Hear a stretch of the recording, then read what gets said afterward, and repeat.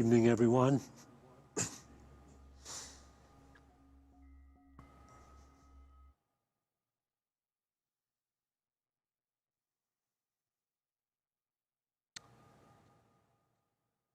It seems that there are people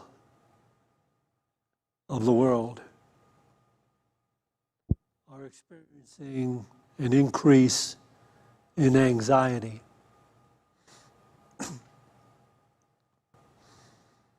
And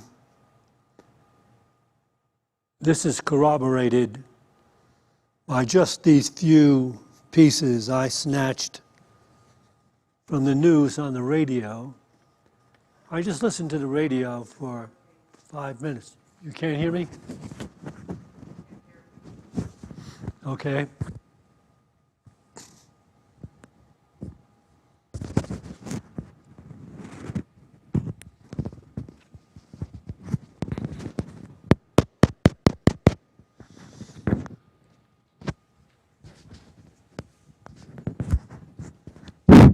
Testing 1, 2, 3.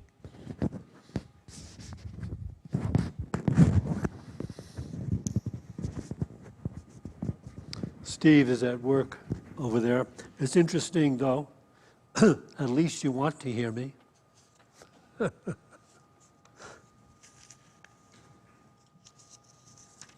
How about it? Can you hear me yet?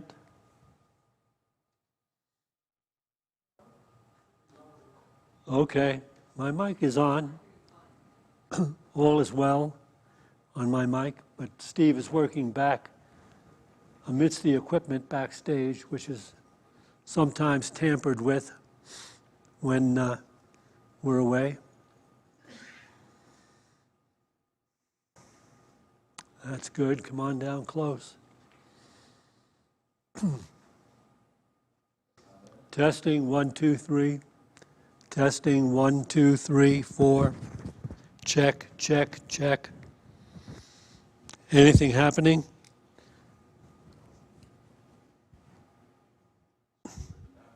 Testing 1, 2, 3. Testing 1, 2, 3, 4. You can hear me over there? If you can't hear too well, come on down. There's obviously something going on with the sound system. It's okay to walk on down and get closer. I was just saying that for the few minutes I listened to the radio, I was on my way to the grocery store, Sprouts, to pick up some yams for my dog. That's another story. I don't want to go into that. But just a little bit of time I had listened to the radio.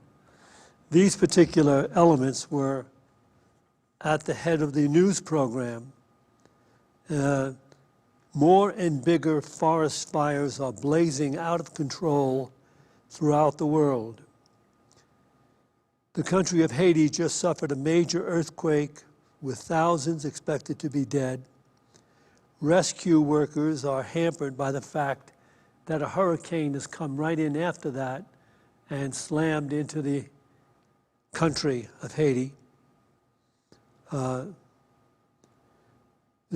of course, most of you already know that Afghanistan has been taken over by the Taliban. COVID-19 pandemic cases are rising exponentially throughout the world. And well, at least there's some good news. I think that more people are beginning to believe in climate change in spite of it all. But what really, if can be done regarding the trouble that the world seems to be in everywhere? It says that, there's an increase in anxiety, and it seems that the news media propagates, promotes, and instills this whole concept of all the trouble that's going on in our world. But what can be done about it? Here's a hint from the master Eckhart Tolle. This is from his book, Stillness Speaks, page 9. Do you need more knowledge? Is more information going to save the world? Or faster faster computers? Or more scientific or intellectual analysis? Is it not wisdom that humanity needs more at this time? But what is wisdom, and where is it to be found? Wisdom comes with the ability to be still. Just look and just listen. No more is needed. Being still, looking and listening activates the non-conceptual intelligence within you. Let stillness direct your words and actions. I'll read this again. It's a hint at what is going on that may be the reason why we can't resolve so many of these particular difficulties. Do you need more knowledge? Is more information going to save the world? Or faster computers? More scientific or intellectual analysis? Is it not wisdom that humanity needs most at this time? But what is wisdom, and where is it to be found? Wisdom comes with the ability to be still. Just look and just listen. No more is needed. Being still, looking and listening activates the non-conceptual intelligence within you. Let stillness direct your words and actions. And this whole idea of being still is something that is not easily accepted by our Western culture. We are born and raised in a culture that is forever on the move to get something done, to gain more, have more, collect more, gain more control over conditions and circumstances. That seems to be what our outer-directed consciousness is all about. But here, the Master is saying to us that in order to resolve so many of the problems that we are suffering today in the Western culture and throughout the world, we need to have moments of stillness where we become quiet, attentive, allowing this more refined intelligence that is within us to speak to us and through us. And of course, in the Christian vernacular, we're talking about God or the Christ within. In Buddhist traditions, it's Buddha nature speaking to us. And so it goes that there is a necessity for human beings to have quiet periods of time.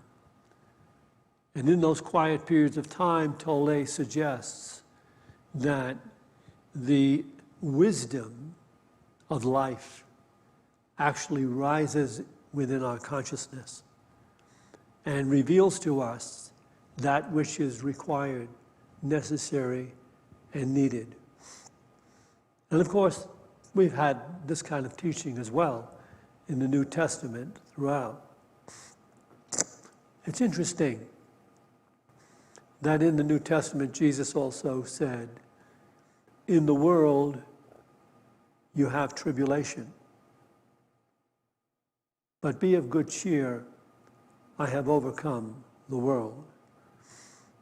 If we take the idea that Jesus, that son of a carpenter himself, spoke these words 2,000 years ago, they have very little relevance for us.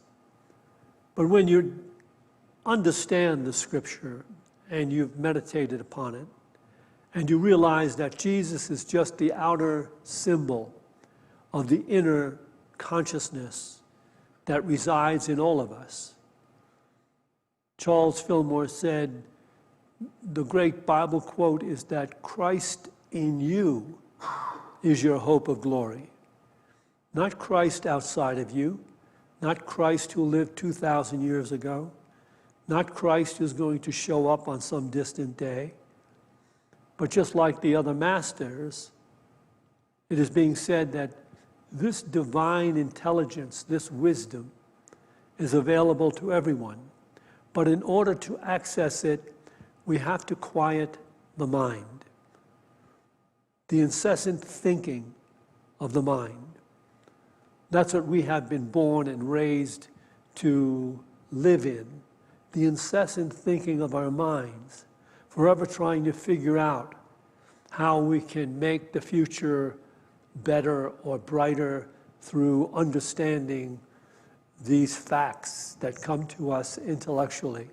This research that we do, we go onto our computers and we look for that guidance that we can only really get from within.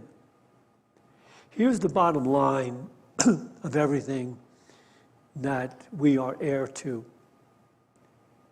There is a divine intelligence. We are not self-created, which is the illusion we live in for a long time. Growing up, honoring the intellectual idea and the illusion of our separation, and the expanded illusion that my perception is really objective observance of the facts the way they are. And nothing could be further from the truth. But you see, there is this divine intelligence of which we are all a part. You can call it whatever you want to call it. But we need to understand and access to have a communication with this greater intelligence. And this can only happen through meditation. It can only happen when we quiet the thinking mind, which we've become so accustomed to following and attempting to make work for us that we hardly have moments of stillness. And we find it very difficult when people are saying to us, meditation is the gateway to enlightened living. We reject it outright because we don't find it we're capable of doing it. Not easily enough, not the way we would like it to be, since we were raised to believe in everything must happen right away, fast food, fast cars, fast everything, get it done, faster computers, faster cell phones, faster information, but not really valid information. All the information that there is that you can acquire is not going to solve the problems that we're facing. Our problem really comes down to a lack of understanding the sacred, that everything in life is part of this divine intelligence and love that is the creator of all life. So as we attempt to live separate and apart from that creative awareness, we are simply creating more and more conflict for ourselves and for others, and in general, the entire world. But there's a way back. There's a way out. And that's all that the New Testament and the Masters are speaking about down through the ages. How do we get back to living the truth of our interconnectedness with everything else? And that's what we are involved in doing in Unity. And anywhere that spiritual practice is taking place, the objective and the goal is to return to the consciousness divine, the consciousness of God, if you will. And to do it requires a radical shift in what we believe. Because what we've been conditioned to believe is filled with limitation, fears, and fallacies. What we've been conditioned to believe is mostly involved in illusionary ideas of life that cannot bring about healing, harmony, peace, love, and truth. So we have this now. And A Course in Miracles speaks to this as well, in so many different ways. Here it is speaking to it in the text on page 251. That's the old text. In the new edition, it's on 270. Yes, you are blessed indeed, yet in this world you do not know it. But you have the means for learning it and seeing it quite clearly. If you are blessed and do not know it, you need to learn it must be so. The knowledge is not taught, but its conditions must be acquired, for it is they that have been thrown away. You can learn to bless and cannot give what you have not. If then you offer blessing, it must have come first to yourself, and you must also have accepted it as yours, for how else could you give it away? That is why miracles offer you the testimony that you are blessed. If accepting the at-one-ment for yourself and learning you are guiltless, how could you learn what has been done for you, unknown to you, unless you do what you would have to do if it had been done for you? This language gets kind of difficult if you haven't been used to reading A Course in Miracles, but I will read it again. Yes, you are blessed indeed, yet in this world you do not know it, but you have the means for learning it and seeing it quite clearly. If you are blessed and do not know it, you need to learn it must be so. You need to learn it must be so. The knowledge is not taught, but its conditions must be acquired, for it is they that have been thrown away. You can learn to bless and cannot give what you have not.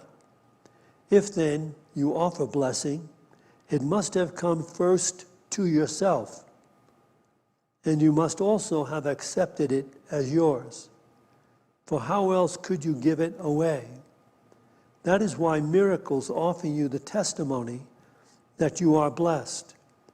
If what you offer is complete forgiveness, you must have let guilt go, accepting the at-one-ment for yourself and learning you are guiltless. There is so much implied in this particular paragraph about the necessity for accepting the at-one-ment, the realization of our interconnectedness with everything we see around us. By accepting that, you can see how we will be moving from a place of judgment, fear, condemnation, blame, and guilt, which is what the outer-directed, worldly thinking mind is all about. We will be moving away from that if we truly acknowledge we are interconnected with everything we look upon and everyone we see. And if we finally practice that, we see the miracle of it. We see that it really brings about more harmonious circumstances.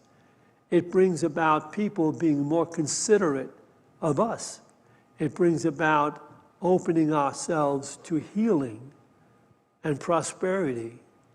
All the things that we strive for, but yet We strive for it in a mind that perceives conditions and life in the world as separate. There is me, and there is all that is not me.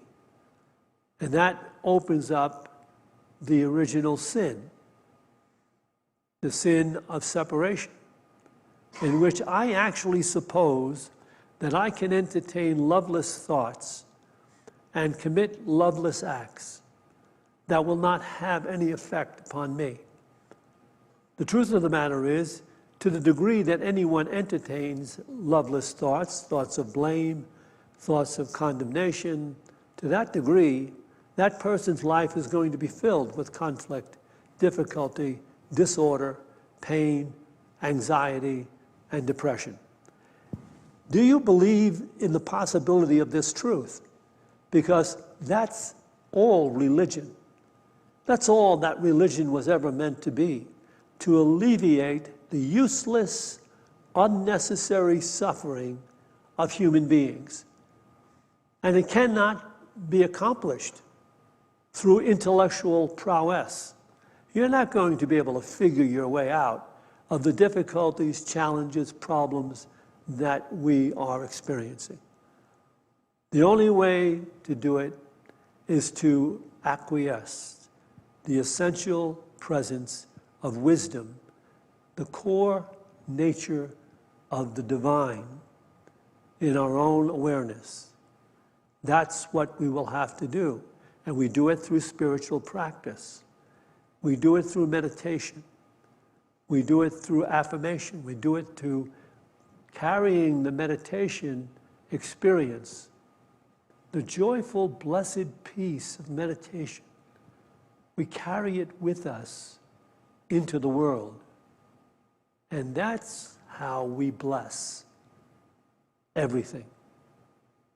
Wherever we are, wherever we go, whatever we do, we're not tossed to and fro by the changing conditions or circumstances, because we are in alignment with the consciousness divine. And that in itself is blessing everything. So we relinquish the judgment. We relinquish the condemnation. We relinquish the blame, the gossip, the foolishness of trying to feel special because we're putting others down in a limited position in our awareness. Don't you see that is the underlying sin of all sin? That is the problem that the world is suffering today, collectively, everywhere. So if you want out of it, you have to do the practice. You have to practice the presence of the divine. And that's what life in the world is for. So let's take it back to its initial limited idea. It is said on the traditional level of Christianity that we're born into original sin.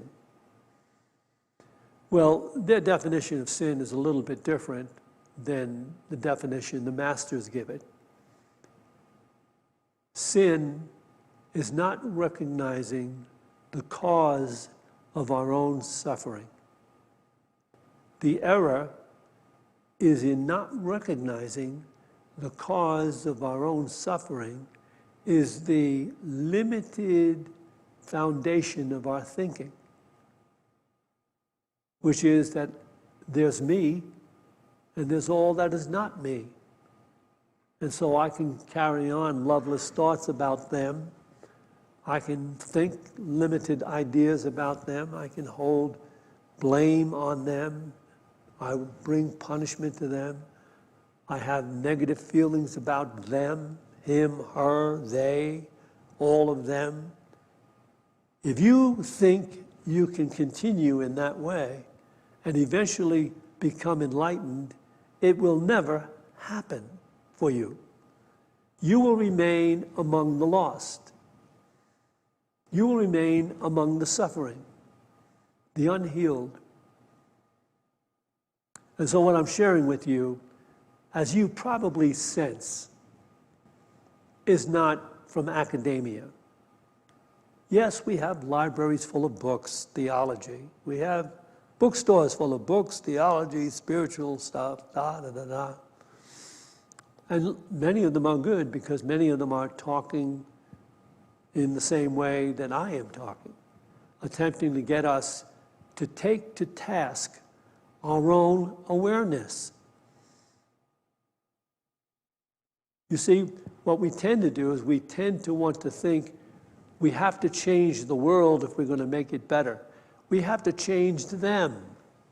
We have to change the bad guys. We have to change the Taliban. We have to change, the evil ones. Now, just try to take in this next paragraph from A Course in Miracles. And while you're taking it in, consider the fact that The Course in Miracles was written down by Helen Schucman, a person who was a doctor of philosophy and healing at Columbia University in New York, but realized that the clients that they worked with and the staff they were working with were all just as crazy. So she went on a quest to discover what was wrong, and then The Course in Miracles came through her. She spent 7 years writing this every day. And then it was published. So someone who spent 7 years never earning a penny from it, writing this stuff down, said this: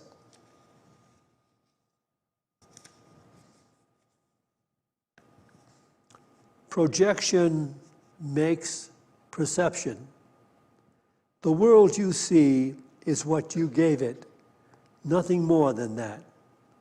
But though it is no more than that, it is not less. Therefore, to you it is important. It is the witness to your state of mind, the outside picture of an inward condition. As a person thinketh, so does he perceive. Therefore, seek not to change the world, but choose to change your mind about the world. Perception is a result and not a cause. And that is why order of difficulty in miracles is meaningless. Everything looked upon with vision is healed and holy. Nothing perceived without it means anything. And where there is no meaning, there is chaos.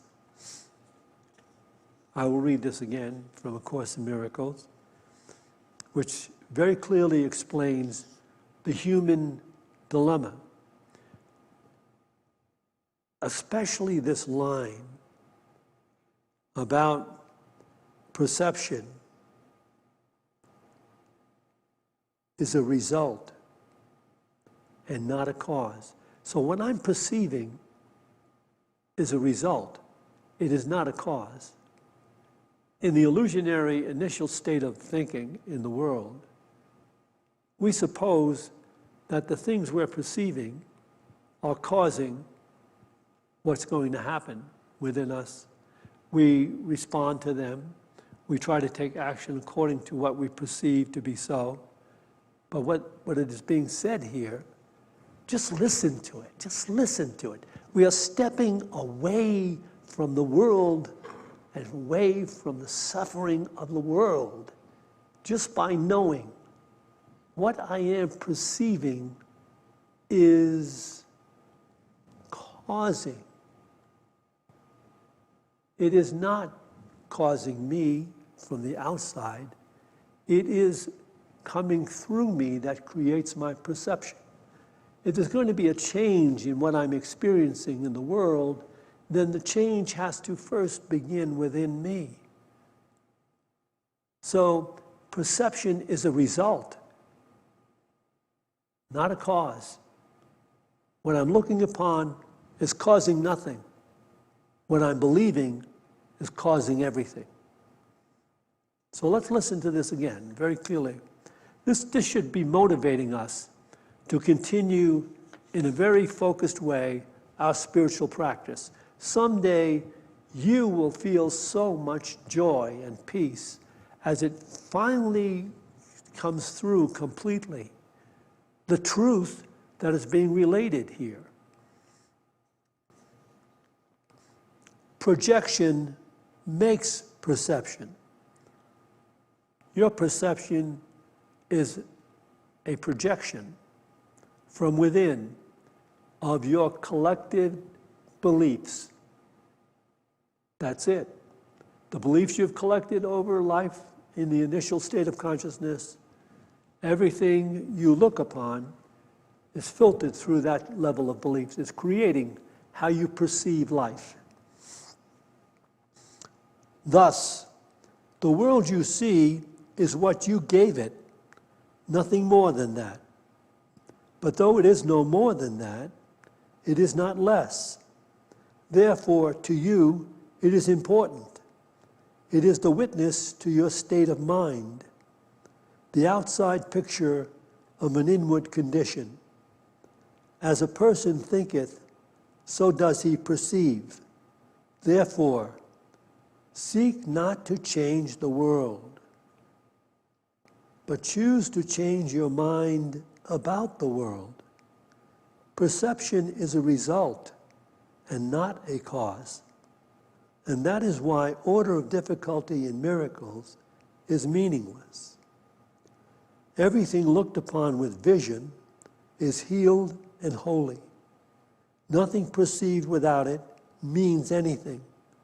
And where there is no meaning, there is chaos.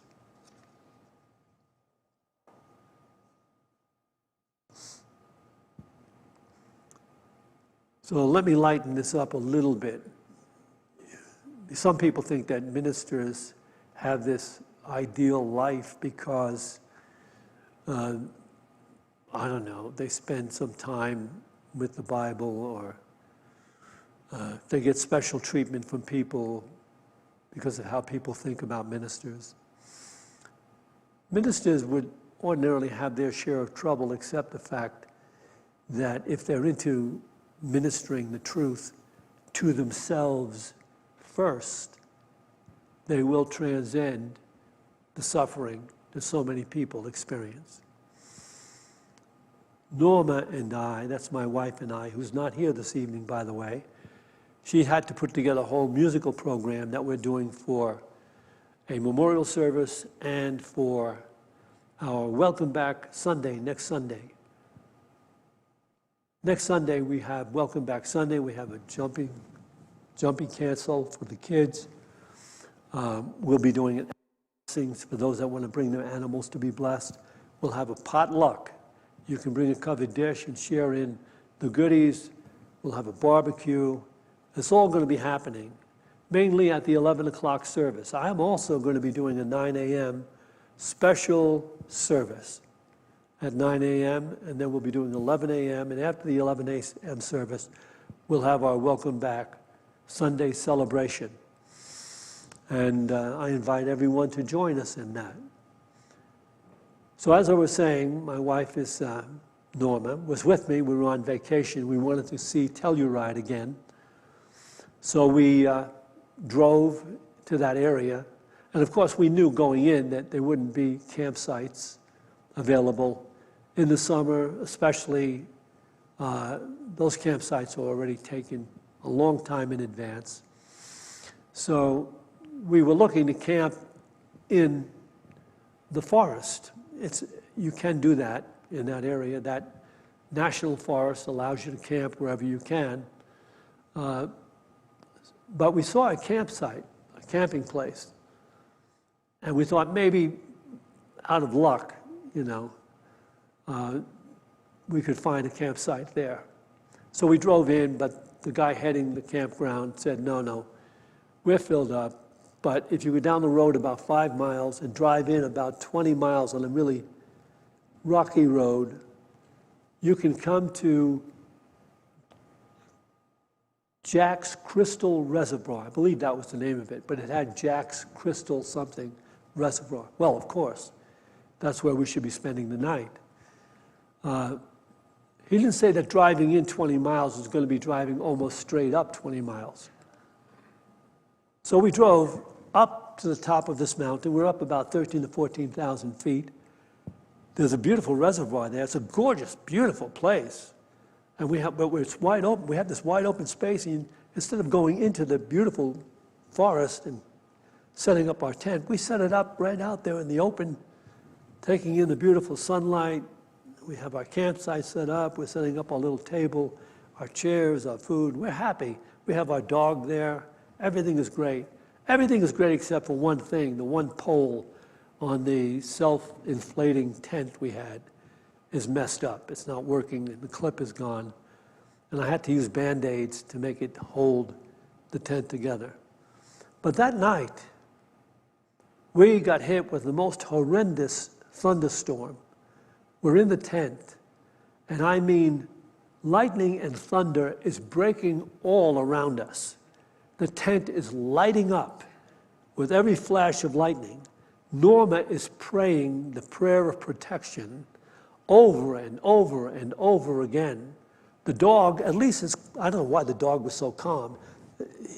He's laying next to us on his bed, and he's kind of cuddled close to me, and he's trusting that I won't let anything happen to him. But I mean, these lightning flashes, you know how when lightning flashes, if you count 1, 2, 3, 4, you can figure out how many miles away the actual lightning is. But then comes the thunder. So the light travels faster than sound, and that's what they figure it on, so you count. But I'm saying there's no count. There's lightning and thunder together. There's no count. A tree was exploded 25 feet away from our tent. And Norma is praying on and on and on. The light of God surrounds us, the love of God enfolds us about. Well, I'm not that worried because I brought a lightning rod. And it's attached to Norma's ankle. So she's a little more worried. Not really. I had no lightning rod. But I wasn't so overly concerned. I just figured there's nothing you can do about it. If we could take that thought into our awareness. If you look at the situation in Afghanistan, the situation in Haiti, the situation about the COVID, variant growing throughout the world, what can you actually do about it? Aside from sending a donation, if you could or would, to the people in Haiti, I mean, there's not much you can do. So if there's not much you can do about it, why should we be concerned about it? And while you're in the middle of a terrible thunderstorm, and there's not very much you can do about it, why should you be concerned about it? Especially since it's breaking all around you, and if it happens, you're going to go up like a piece of bacon, and that's it.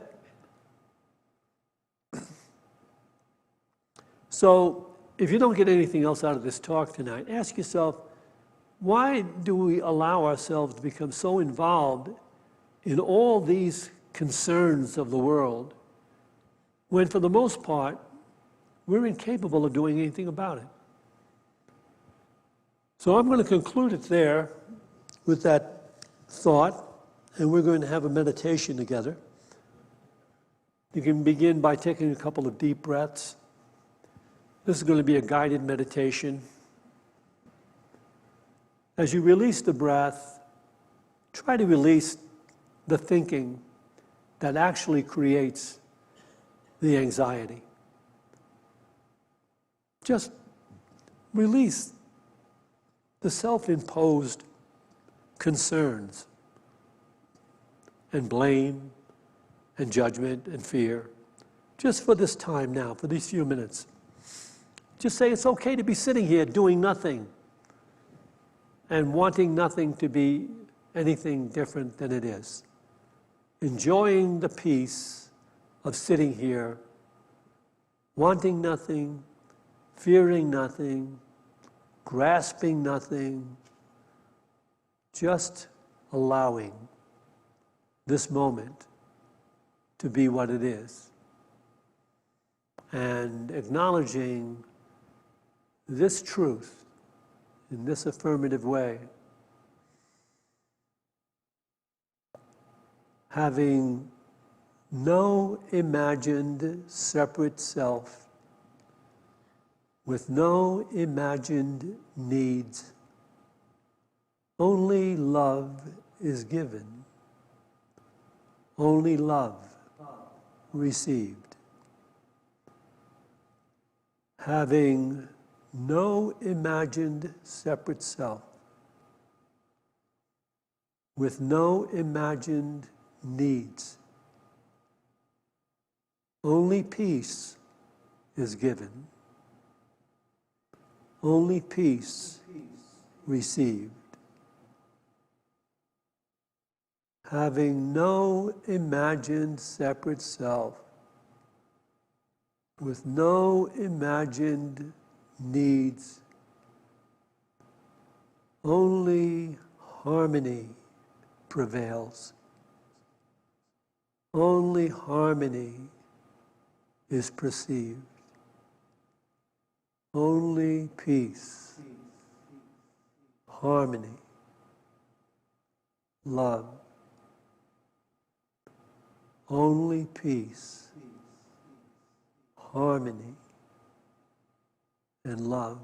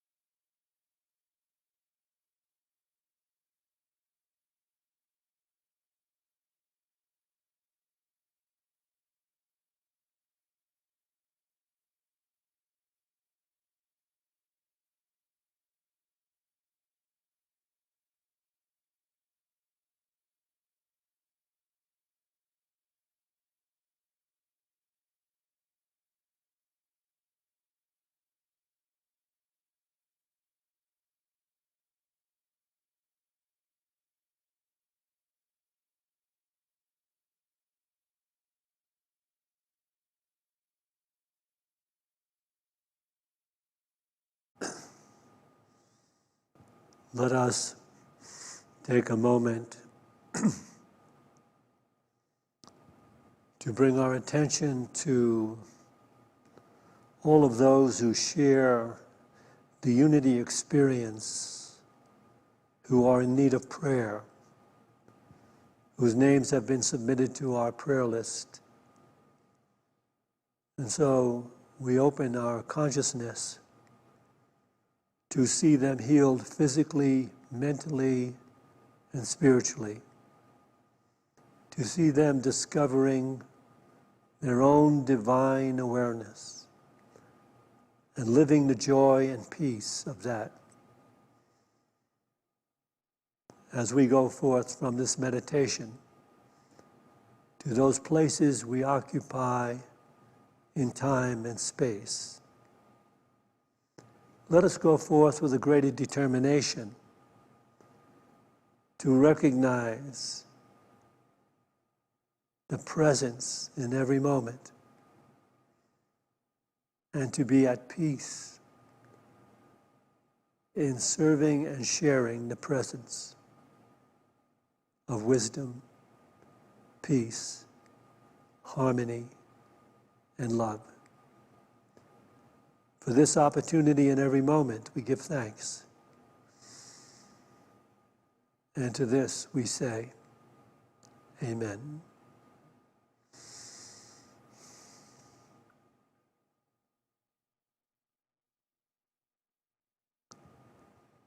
We will take an offering for unity now. I don't know if we have anyone here who's going to be taking an offering. I've been away for a few weeks. But we may have to do it in our old. Are you going to take an offering? All right, we have Laura who's going to do the offering taking. Anyone else like to join her? We have another offering bag up here. Who's ever in the light booth? Can we bring the lights up a little bit? So, yeah, I'm down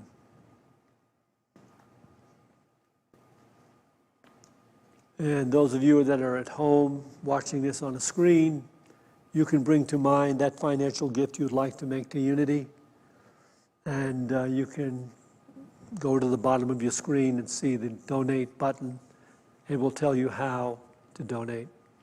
So as we bring to mind and bring into our hands this donation, this love offering, let's bless it with this divine prayer.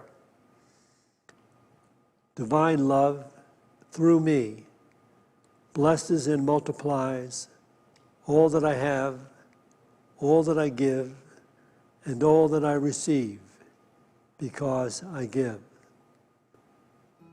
And so it is.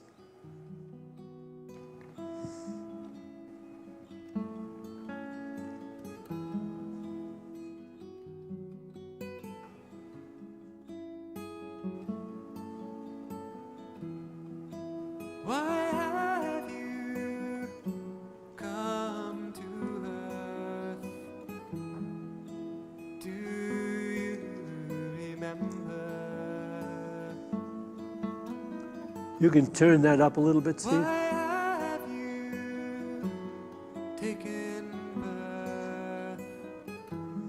Why have you come to love, to serve and remember, to love, to serve and remember. Love.